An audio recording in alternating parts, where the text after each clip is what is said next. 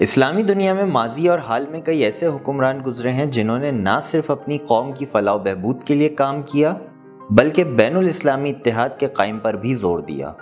اس video میں ماضی اور حال کے 5 مضبوط لیڈران کے بارے میں بتایا جا رہا ہے جن کے بارے میں جاننا آپ کے لیے یقیناً دلچسپی کا باعث ہوگا۔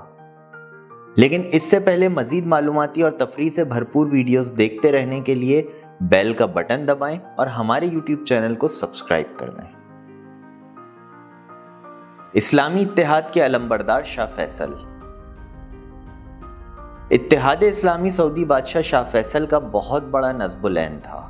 شاہ فیصل نے اپریل 1965 میں دنیا بھر کے مسلمانوں کو اسلام کی بنیاد پر متحد کرنے کا عہد کیا، جس کے لیے انہوں نے مختلف اسلامی ممالک کے دورے کیے۔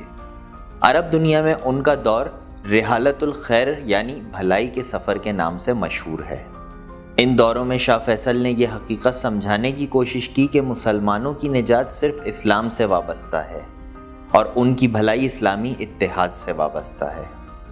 اگست 1969 میں مسجد اقصی میں آتش زنی کے واقعے کے بعد عرب اور اسلامی ممالک کو شاہ فیصل کے موقف کی صداقت کا یقین ہو گیا اور تمام اسلامی ملک ایک تنظیم کے تحت متحد ہونے کے لیے تیار ہو گئے۔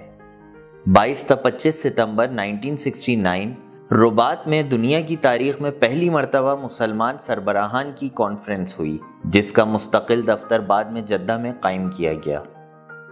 اس تاریخ کے بعد اسلامی دفتر کے تحت مختلف قسم کی اسلامی کانفرنسوں کا انعقاد پابندی سے ہو رہا ہے۔ 25 مارچ 1978 میں ریڈیو سے اعلان نشر ہوا کہ سعودی عرب کے فرما روا شاہ فیصل بن عبدالعزیز کو ان کے بھتیجے فیصل بن مسعود بن عبدالعزیز نے شاہی محل میں گولی مار کر شہید کر دیا ہے۔ اس طرح یہ عظیم لیڈر دنیا سے رخصت ہوئے۔ اسلامی جمہوریہ ایران کے بانی روح اللہ خامنائی۔ سید روح اللہ خمینی المعروف امام خمینی ایران کے اسلامی مذہبی رہنما اور اسلامی جمہوریہ ایران کے بانی تھے۔ امام خمینی کی انقلابی فکر اسلامی تحریکوں کے لیے نسیم بہار ثابت ہوئی۔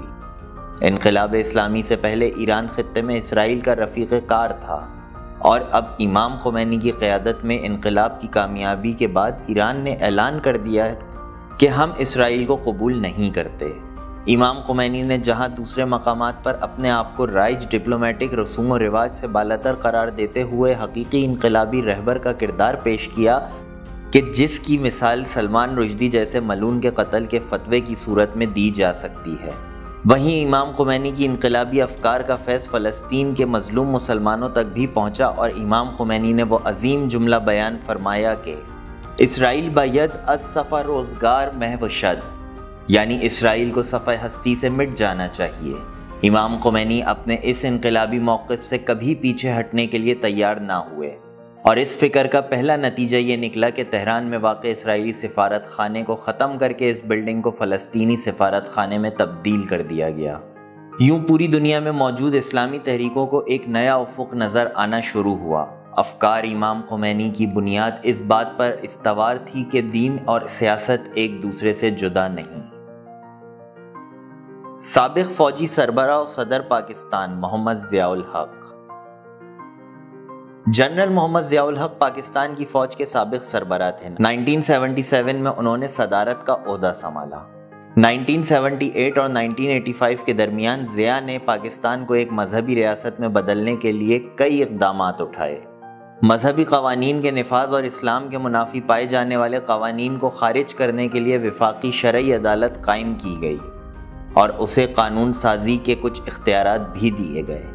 ریاست نے زکوٰۃ اور عشر وصول کرنے کے اختیارات اپنے پاس رکھ لیے۔ قرآن مجید کی توہین کرنے کی سزا اور گستاخی کرنے پر موت یا عمر قید کی سزا دینے کے لیے تعزیرات پاکستان میں ترمیم کی گئی۔ پارلیمنٹ کو مجلس شورا کا نام دیا گیا۔ ضیاء الحق نے اسمبلیوں میں ارکان کی رکنیت کی اہلیت اور نااہلی کے متعلق قانونی تقاضوں میں ترمیم کی تاکہ وہ مذہبی معیار کا احترام کریں۔ ان کے دور میں تمام جماعتوں کی نصابی کتابوں میں مذہب سے منسلک اسباق کی تعداد بڑھا دی گئی۔ 1979 میں سوویت یونین کی افغانستان پر جارحیت کا مقصد پاکستان فتح کر کے بحر عرب کے گرم پانیوں تک رسائی حاصل کرنا تھا۔ جنرل محمد ضیاء الحق نے روس اور بھارت کی جانب سے ملکی سلامتی کو لاحق خطرات کا احساس کرتے ہوئے اور افغانستان کی آزادی کے لیے کوشاں عوام کی مدد کرنے کا فیصلہ کیا۔ 17 اگست 1988 کو بھاولپور کے قریب ایک فضائی حادثے کا شکار ہونے کے باعث وہ دنیا سے رخصت ہوئے۔ عالم اسلام کا موجودہ ہیرو رجب طیب اردوان 26 فروری 1954 کو پیدا ہونے والے ترک سیاستدان رجب طیب اردوان استنبول کے سابق ناظم جمہوریہ ترکی کے سابق وزیر اعظم اور 12ویں منتخب صدر ہیں۔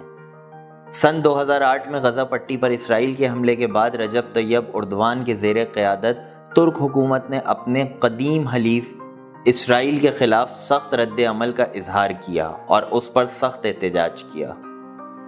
ترکی کا احتجاج یہیں نہیں رکا بلکہ اس حملے کے فوری بعد 2009 میں عالمی اقتصادی فورم میں ترک رجب طیب اردوان کی جانب سے 2 ٹوک اور برملا اسرائیلی جرائم کی تفصیلات بیان کرنے کے دوران جب انہیں ٹوک کر روک دیا گیا تو بولنے کے لیے مناسب وقت نہ دینے پر رجب طیب اردوان نے فورم کے اجلاس کا بائیکاٹ کیا۔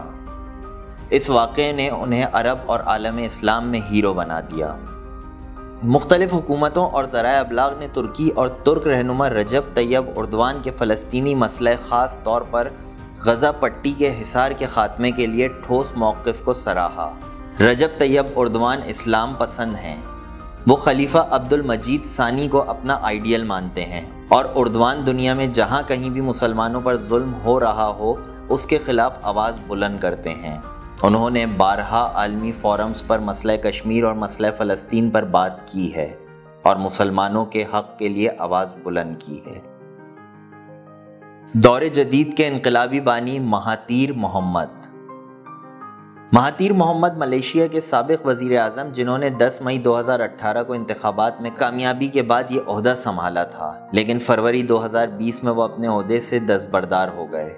وہ 1981 سے 2003 یعنی 22 سال تک اسی عہدے پر فائز رہ چکے ہیں۔ ملیشیا کی تاریخ میں مہاتیر محمد کا کردار ایک محسن اور دور جدید کے انقلاب کے بانی کے طور پر ہمیشہ یاد رکھا جائے گا۔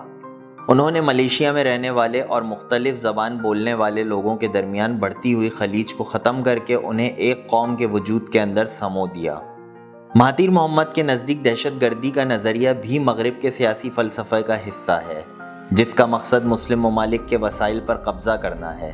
ان کے مطابق مالی قوم اپنے اسلامی اور دینی شناخت کو بھی قربان نہیں کر سکتی۔ وہ اسلامی تاریخ ورثے کو اپنی قوم کے وجود کے لیے بہت اہم قرار دیتے ہیں اور یہی وہ مہاتیر محمد کا فلسفہ تھا جس نے ملیشیا کو دنیا کی ترقی یافتہ قوموں میں بدل دیا۔ امید ہے کہ آپ کو ہماری آج کی ویڈیو ضرور پسند آئی ہوگی۔ جلد ہی مزید نئی معلوماتی اور دلچسپ ویڈیوز کے ساتھ حاضر ہوں گے۔